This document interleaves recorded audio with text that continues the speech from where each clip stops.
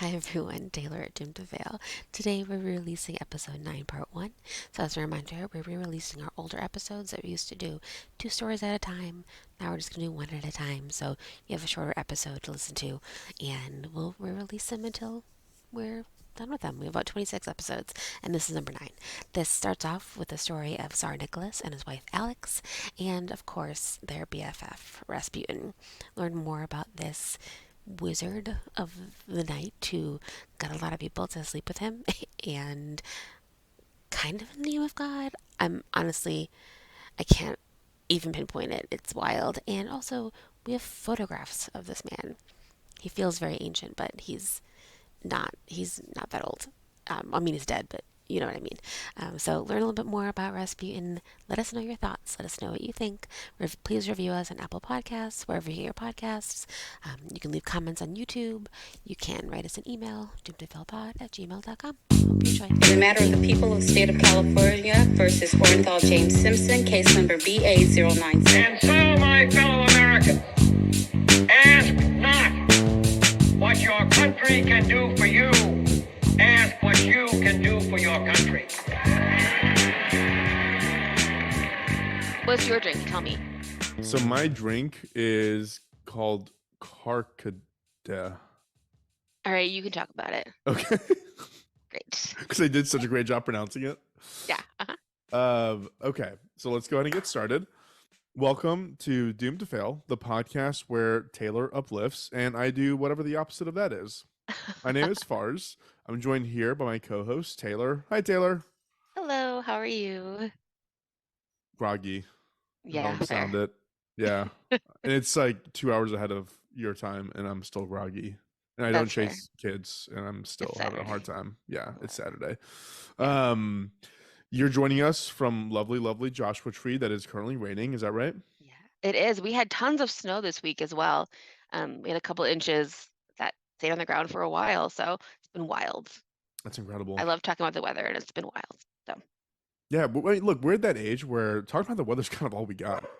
no, I want to hear about it. Tell me what's going on outside. Look out your window. Just give me a play-by-play. I want to know. It's overcast. I'm looking out right now. It's overcast. It's a little bit chilly, Ooh, but it's supposed to be pretty good weather later on here in Austin. I'm going to take Luna for a nice little hike, and just it's gonna be an outside day, I think. very nice. I'm going to Dallas next week, so I know that's far away from you, but I will be in Texas Maybe I'll be enjoying there the because humidity. I haven't been to Dallas in enough time where my parents are complaining about it. So maybe I'll join you there and we can grab dinner. Yay! Let me That'd be awesome. let me admonish my dog for a second. Okay. I'm back. Taylor, what is going to be your drink for today's episode? Well, I am shockingly going back to Russia. I don't even drink that much vodka, any really. Like I feel like I've never would like have vodka at home, but I'm going to try vodka again. But I'll tell you about it in a second. But first, tell me your drink, and then I'll go into my story. Well, do you have a brand that you like? Oh, and I feel like I don't know. Don't people like Tito's? Isn't that like yeah the in on trend right now? It is Austin based, so that Well, would then make great. That's what sense. I'm going with. Yeah, Perfect. yeah. Okay. Awesome. My drink, I actually don't really totally know how to pronounce this. I'm gonna try. It looks like it's pronounced Carcada. Carcada. How do you spell it? Karkadeh. Oh my And gosh. my story involves an Egyptian man, Ooh. which is why I went to Egypt to find a traditional drink there. It is made from boiling dried red hibiscus flowers with water. Then you chill it, then you add sugar to it. Cool. So it actually sounds really good. I think Starbucks kind of makes something like this. Yeah, it looks like a Starbucks drink. It's like I'm looking at it now. It's like a deep red iced Yeah. tea. Yeah, Yeah. exactly, Okay. exactly. So I'll go into details of why I picked who this person is and the connection to Egypt later on. Cool. But that's my drink for the day. It's non-alcoholic, unlike your penchant for just drinking straight vodka at, Someday I will at buy 8 a.m. in the vodka. morning. I'll remember, and maybe next week. Next week I won't go to Russia, but I will drink vodka anyway.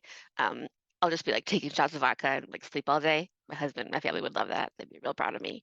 Um, so far as we're going back to Russia again. And I know we've gone to Russia like a million times so far in this podcast, and I'm trying to think about like why do I talk about it so much? Like what is my current problem? And I think it's because so many good stories that come out of Russia, so much tragedy, so much grandeur.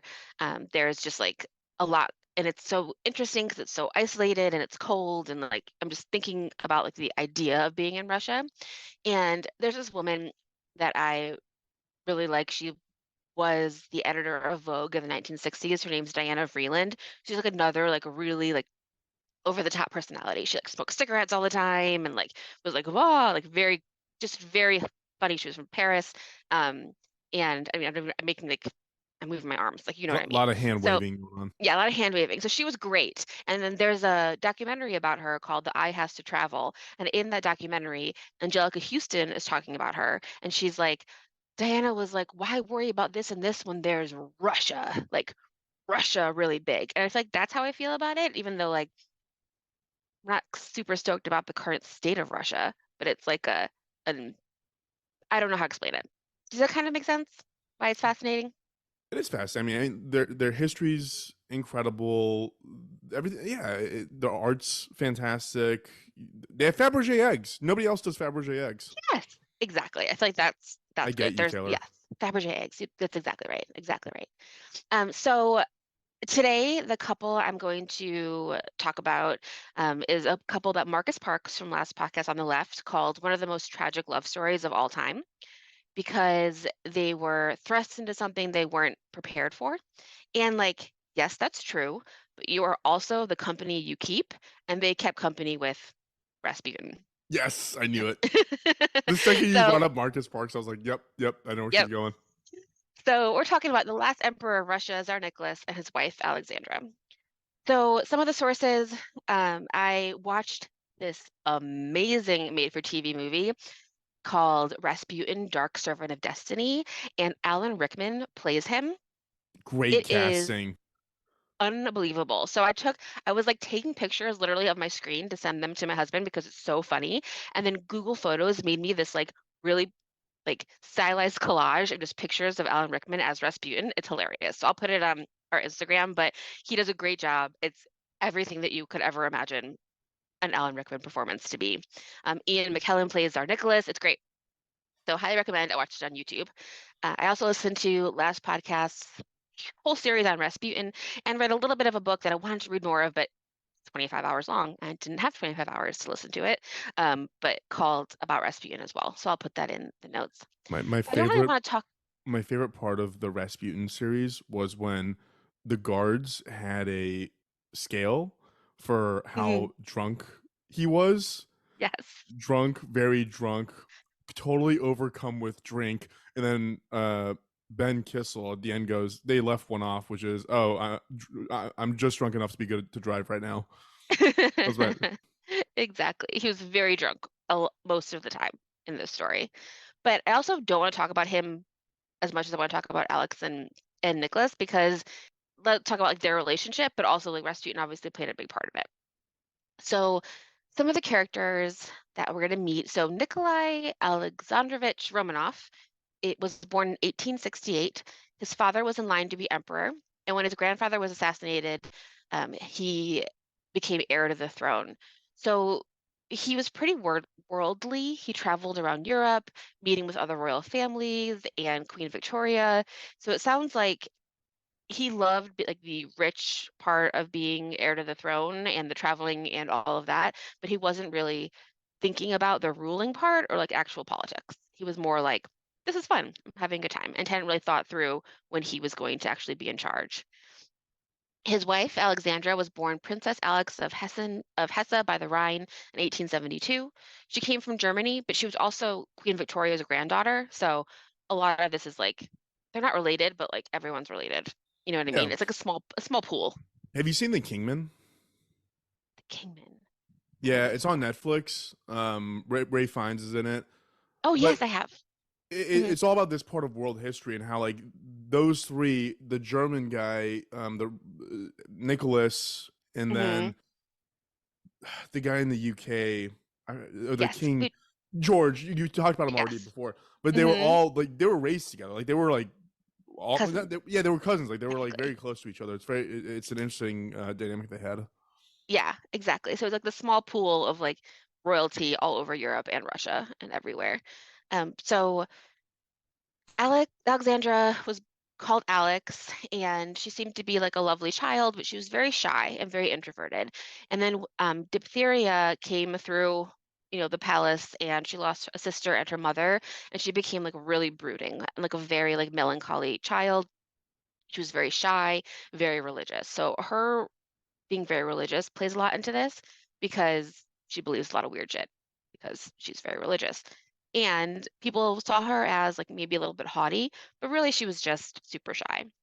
So they met at a wedding of her sister to someone in Russia, and Nicholas was interested in her. She was 12, he was 16, and she was like, whatever. They didn't get married right away, and 4 years later they ended up getting married.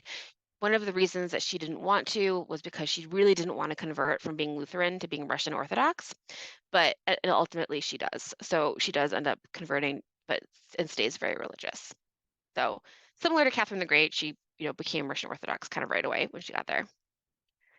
Um, Also, like political reasons, people wanted them to get married, and they did love each other. So all accounts, they loved each other. They had like a good connection. They spoke in English, which I think is funny. Like after living in Russia, they didn't really speak Russian in the court. They spoke in English to each other. And Alexandra goes to Russia, and right before their wedding, the current czar dies, and Nicholas becomes the emperor of Russia. He was not ready, and he said when he found out his dad had passed, he said, "What is going to happen to me and all of Russia?" So just like not ready at all. Not a good sign.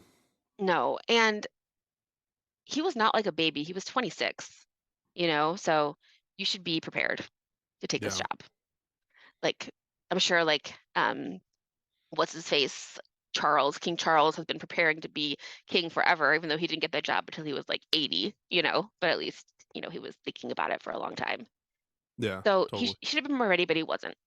Another thing that is like super contradictory to that, because like he should have been more ready to be czar, he wasn't, but he like firmly believes that God made him czar, like 100%. Like he believes that like God put him there, and everything that he says is like has to go because it's what God wanted. And we talked about that, I think, before and other things as well. I feel So like if you like it kind of believe, goes hand in hand with the like any monarchy is that assumption that you're that much better than everybody else. yeah, exactly. So that just like makes you a weird person, you know? Um, Taylor, so he, is that a gray nation builder shirt or a oh black one that you heck yeah, wash the shit out of? it's gray. Okay. It's always gray. All my black ones are gray now, that's why. Oh no, it was always gray. But I do rock this station, but this is the only nation builder shirt I think I still have. But Nice. I like it because this one. And because it's cold. So there you go. So Tsar Nicholas is from Catherine the Great's line, and if you'll remember from episode 1, Catherine the Great was great, and her son Paul was not. He was the dope. And one thing that Paul did was rechange the laws so that women couldn't be emperor. And that directly ties into our story as well later. And so we'll talk about that. And even though it was 150 years before that, it still plays a direct role. So I've got some background and some to think about kind of the time that we're in right now. So he became a czar in 1896. And I don't know if you've seen pictures of Nicholas, but he has an amazing mustache. I don't know if that like matters, but it's like a wonderfully curled up mustache. He becomes czar 1896. They get married. In 1904, there's a revolution. And it's more than just like, it's very complicated, but it's a revolution. There's a thing called Bloody Sunday where people are like revolting, people are starving. They want, more, they need help, they need jobs, they need all these things.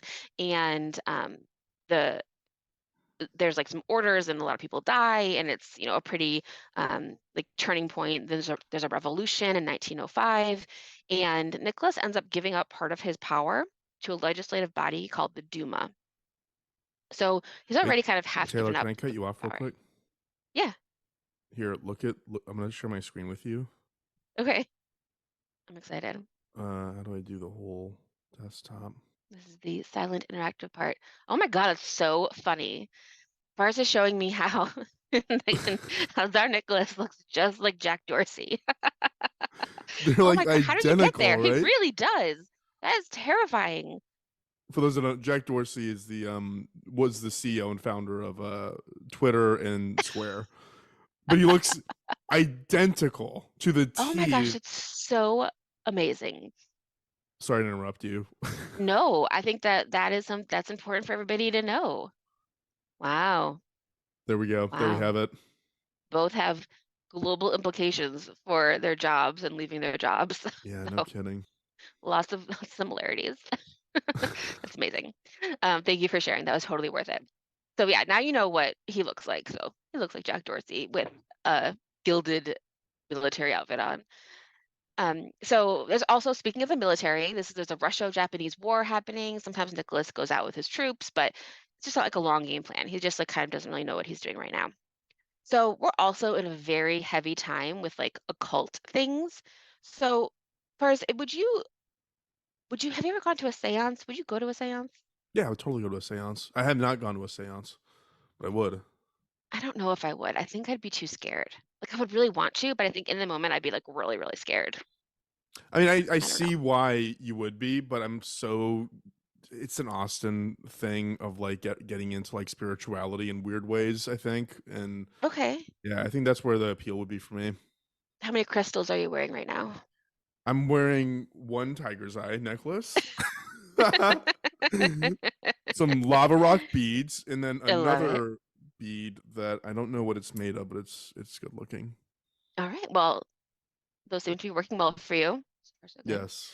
But this is also a very heavy like time of it's the occult. It's like I don't know if you listened to the last podcast about Madame Blavatsky or like have like there's like people who are like, oh, I can communicate with the dead, like come over, we'll have a seance, things like that. And obviously a lot of it's like, well, most of it is probably all sham, but you know, there's a lot of that happening, and the rich people fucking love it because of course they do. They love going to Yeah. these things. Um, so it's relevant to our story because Rasputin is also in this. So one thing that have you ever watched American Horror Story? Do you like that? Yes. Do you Absolutely. know did you watch Roanoke? Yeah. So Roanoke's my favorite season. And remember the part where like in the first part of it when the wife is at home alone and it starts raining teeth and Yeah. then her husband comes home and he's like, you need to calm down.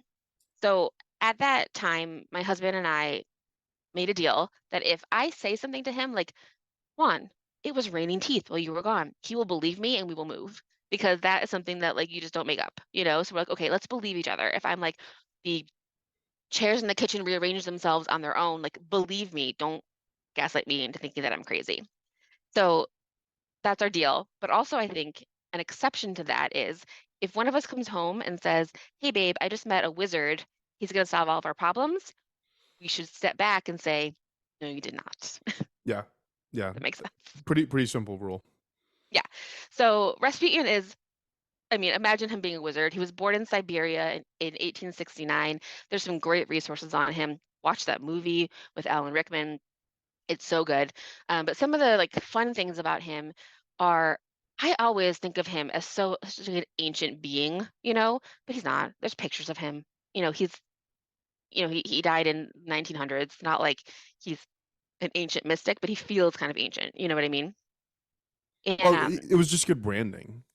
yes, exactly. It was exactly good branding. And we'll talk about why. Like so another like, just timeline thing, like he had some kids and his daughter lived until 1977. So it's like she wrote a memoir about him that I didn't get to read, but I would love to read someday. He lives in Siberia, which is terrible. It's just cold and awful. And he has a family and he ends up, being like, kind of the town drunk, but I feel like everyone's drunk because you're cold. Yeah. And he takes these like big pilgrimages, walking across Russia in the name of God, like abandoning his family, doing all these weird things. But it's also important to remember he's never directly in the church. He's just like around. He just like wears robes and like hangs out. He's never like actually a part of the church. And he ends up making friends with these sisters who are called the Black Crows, who seem really cool. They're like also like, mystical occult people, but they're just like rich people having fun in St. Petersburg. And he, starts to be introduced to like some more rich people, and that's the way he gets eventually introduced to the emperor. He is a weird guy. So it's like his personality is to be like eccentric. He comes in and he kisses people and he hugs people and he does a lot of like touchy things. He'll talk to you and then he'll like start like slurring his words and then like come back and then he'll like turn and talk to someone else and then he'll like, do something else. So it makes him kind of like mysterious and enchanting. And he like does this like hilarious thing that he like, convinces people that in order to be forgiven, they have to sin. So he like that's how he gets a lot of people to sleep with him, things like that. Which is like, sure. I feel like from everything I've read about Rasputin, he created that persona. Hmm. Like that mannerism that you're talking about, which I've read a lot about, it feels like Hmm. that was manufactured and actually not who he was. Who he was at his core was the village drunk. But he Yes. wanted greater than that, and then he's like, "What do I Hmm. do?" He's like, "Okay, I gotta walk a certain way. Like, I gotta have the right swagger. I gotta have the right voice, the right like all that shit." Right, exactly. To like be appealing to these people, to the Right, people who like exactly. want something to happen. Like the reason that like the occult is so popular is like these rich people want something to happen. So they're like looking for it. So they see that in him exactly. Um, he has these piercing blue eyes, and everybody's like, "Oh my God, his eyes."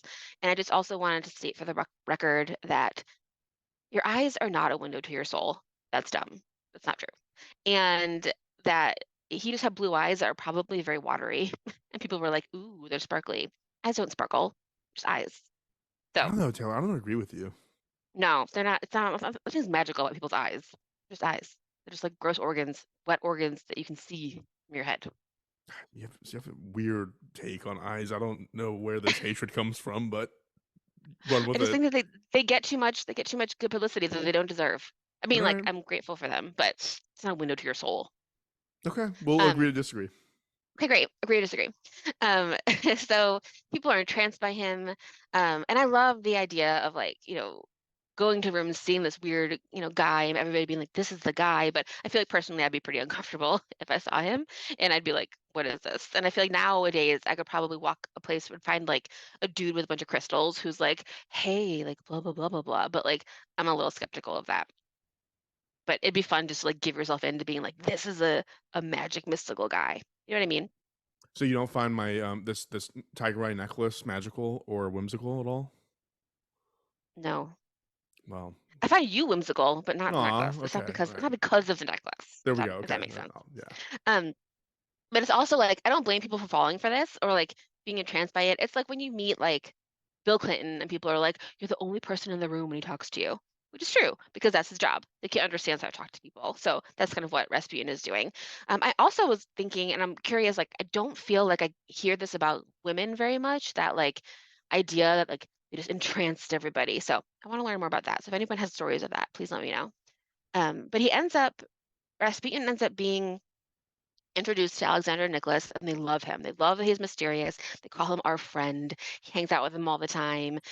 He promises to like do magical things for them. There's an awesome scene in the Alan Rickman movie where he like, meets Alexandra for the first time, and he's like, "Mama, Papa, blah blah blah." He calls them Mama and Papa. He's like always on the floor. Real weird, but they love it. And back to the czars and that line that we talked about where Catherine the Great's son Paul said that women cannot be the emperor. They have four daughters, which we've learned before is gross. No one wants daughters, so they have to have a son. So Alexander and Nicholas finally have a son. His name is Alexei, and he is super sick. He's a hemophiliac, and this comes directly from Queen Victoria. She's a hemophiliac and brought that into the line. So then like Alexandra carries the gene, and then her son has it. So basically, if he gets like bruised, he can die of internal bleeding. And he's like always in pain. So he's just like this little sickly little child. And somehow Rasputin does actually help Alexei in like some way that like is don't really understand. They talk about it in last podcast. It's like in a lot of the books, like he did potentially make him feel better. And maybe a lot of it's like psychosomatic, like having this wizard over you makes you feel better. But one story that is kind of crazy, he used to heal him like over telegram. If he was like near death, he would send a telegram to the family and be like, he will be fine, blah, blah, blah, Well, one which is, one thing I remember from that was he would tell the doctors to stay away from him Hmm. because they would keep giving him aspirin. At the time, they didn't realize that aspirin was a blood thinner, which is the worst thing you give to somebody who's a hemophiliac. Yeah, totally. Totally. Which I think is, that sounds true, but like, how would Rasputin know that? Did he? Like, what? Well, That's the part that's fun. one of the other things I read was that he had nurses there who would intentionally get Mm. him sick or make him feel Ooh. worse, so that he Hmm. could come in and be this wizard who fixes him. I would totally believe that too. Yeah, Yeah, totally same. makes sense. Yeah. And so for better or worse, or however it happened, he did like seem to heal the boy enough so that they were like really beholden to him and like really needed Rasputin around. But they also didn't tell anybody that the boy was sick. So they were spending all this time with Rasputin, and most people around them were like, what the hell is going on? Like, is it a sex thing? Like, what does he have over you? Like, what is this? Is he having an affair with the Empress, which like he was not. He's, sleeping with a lot of people, but not her. And he's like this like weird drunk guy around all the time and all these things. But I think people would have maybe understood if they were like, we think he heals our son. But they didn't tell anybody that. They didn't tell anybody that Alexei was a hemophiliac. So that's There kind of was a making everything worse. there was a reason for that. I don't remember what it was, but it was something around how they couldn't let the next, because I think that at that time Nicholas thought that his grip on the monarchy was tenuous anyways, and Yeah, he also thought that if he said that the next in line was a sickly child, it would have made it even worse, because I think the Duma was trying to convert to a yeah. constitutional monarchy at that time, or whatever you'd call it. You know, But that's right. Like the UK. Yeah. exactly, yeah, yeah. So that's exactly right. So if they would have known, maybe people have been more sympathetic, but he was definitely like, I have a very like loose grip on this anyway. I can't let people know this. There's a lot more about Rasputin, but he's starting to put his friends into power. It's just like, again, like a better emperor would have had better advisors than Rasputin and Rasputin's friends. So a lot of it is like, if you're in charge of something like a country or a company or anything, like you need to hire the right people, and they were not hiring the right people at this point. So a lot of people, long story short, a lot of people are mad at Rasputin, think he's a weirdo. So on December 29th, 1916, a group of people decide to assassinate Rasputin. And it's a whole deal. So they end up bringing him over and giving him cyanide-laced cake and wine. And Rasputin just like does not die, probably because he's an alcoholic and his veins and stomach is lined with vodka. So like, I feel like Well, that happened before too. they also thought part of it was I'm going off the last podcast memory here, but Rasputin was stabbed in the stomach at one point in his life, Yes. and they had Hmm. to cut out a bunch of his intestines to like make him whole again or healthy. Uh-huh. And they also assumed that because of that, because the cyanide wasn't able to travel through and digest and absorb through his intestines completely like a normal person, that's probably what Hmm. saved him. Yeah, totally. Absolutely. That totally makes sense because he definitely like ingested a lot of cyanide and did not die like they expected him to. And eventually they end up shooting him in the head and dumping him in a river after all this. So Rasputin dies, and it's already a very tumultuous time in the palace. And so Alexandra and Nicholas are sort of like resigned to it. They're like, okay, like they're trying to figure out what to do next. So essentially, like there were a lot of problems in Russia. We had all these revolutions, all these wars. A better emperor, a different emperor could have, navigated World War I better. He could have, helped his people more, but he, was not able to. Nicholas was not able to effectively address these problems, and the government was seen as corrupt and ineffective, because of a lot of reasons. But that, became the whole impetus for the whole revolution. And he is in 1917. He is like taken from the throne, and the family is brought to Siberia to live in exile. So the girls, sick Alexei, Alexander Nicholas, are kind of taken prisoner, and the Bolsheviks become in charge, and the emperor line of Russia is over. So now he's the last of the Russian emperors. Maybe he could have done a better job. He didn't really want to. He relied a lot on Alexandra, who also didn't know how to rule. They were both kind of like living their life. They were very concerned about their son. They were concerned about religion. They were concerned about mysticism. They were trying to like live this life that wasn't compatible with the time, because the time was like a really revolutionary time and things were going to change no matter what. So if they would have done like maybe they could have done the constitutional monarchy, and there could have still been an emperor like they have in the UK with the queen and the king or whatever. But they didn't, and they ended up, in this place in Siberia. And it ends for Alexandra and Nicholas in a really terrible way.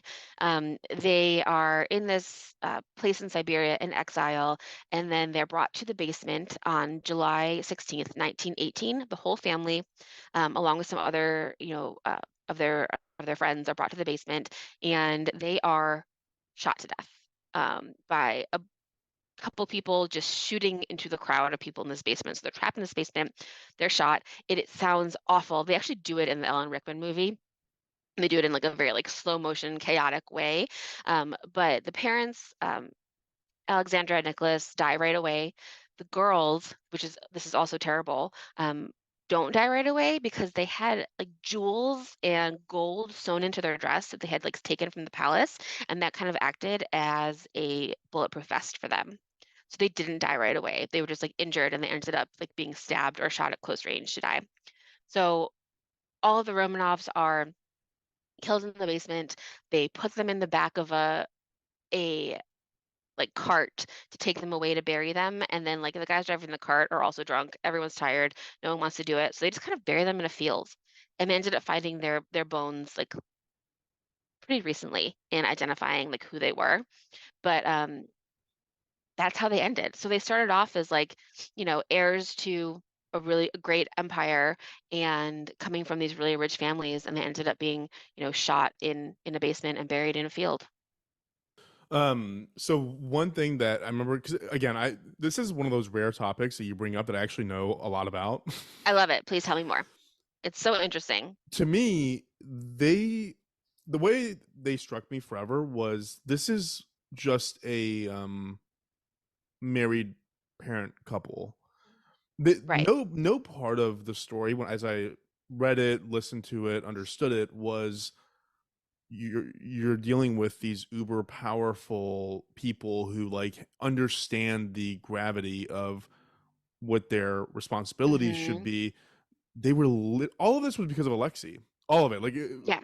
Rasputin's involvement, the way that everybody felt around the two of them was all Hmm. tied to Alexei, because again, nobody knew what was going on with Right. him except the parents. So Right. So there was no trust in them and in their government. And like, yeah, you're right. They seem like just people. They don't seem like an emperor. yeah, yeah, Yeah. and I think like that's the, for me, the doomed to fail part of all this is that I don't know what you do if you're them, because it's just not in their character to be these people. But I don't know, if it's not, then maybe you just don't. Maybe you abdicate. I don't know. Yeah, I think that you surround yourself with smart people and people who are smarter and people who know what they're doing. So it's not like he became emperor and there was no one to help. There are people who had been like aides to his father and his grandfather forever. So they could have like continued to help him, but he was just like a little bit like, well, everything I say is right because God made me in charge, like Henry VIII did. So I'm going to do these things that maybe aren't advised correctly. It's like you should have people around you who are super, super smart and really, really good at their job. But instead, they like had Rasputin around because they were afraid their son was going to die, and they like invited his friends around, and it became like I don't know, like a group of people who weren't qualified for the job.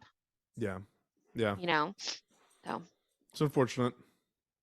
it is It's not a fun. unfortunate. It's not a fun story. I think that Rasputin adds this element of like comedy to everything, Hmm. Hmm. but it's just generally like a sad, awful. Especially the way they died in that basement with their kids Yeah. all next to them. The other unfortunate part of it is that it ushered in Lenin, and then Hmm. it ushered in beyond that Stalin. Like all the downstream horrible effects were Yes. because of, frankly, Nicholas's lack of leadership. Exactly, because of this poor leadership and because they were not, at all prepared. And then, all these things happen, and then we get to, where we are today. Yeah, So fun times. very, very fun. I recommend anybody who is interested in this go listen to the last podcast on the left It's episodes. so good. I think it might be 5 parts or 4. I can't remember. I think it's four. Yeah, but it's based on, their focus was Rasputin. But again, Hmm. he is the critical figure in this country at that time. Yeah. They said something in that I thought was really interesting, which was like, because like I just said, if you didn't have Rasputin, then you wouldn't have had Tsar Nicholas run over by the Bolsheviks, which means you don't have Lenin, which means you don't have Stalin, Mhm. which means you don't have the Allied powers in World War. What they said was really interesting was Rasputin was weirdly one of the most consequential humans that has Mhm. ever existed, because all the downstream Yeah. impacts of it, you probably don't even have the 2016 election, because you don't have someone like Putin who is a KGB officer installed. Like, Right, you don't anyways, have, like, Russia on Facebook. Yeah, and yeah, I think and he was just like a peasant from Siberia who wanted to do something exciting. So he was like, "Let me go for a walk and see what happens," you know? yeah, yeah. And yeah, Pick your friends wisely. exactly. Well, thank you for that, Taylor. That's awesome. Yeah. I'm really glad. Yeah, I'm really glad you covered that one. That was it's such a interesting story. So I'm gonna segue us into the true crime.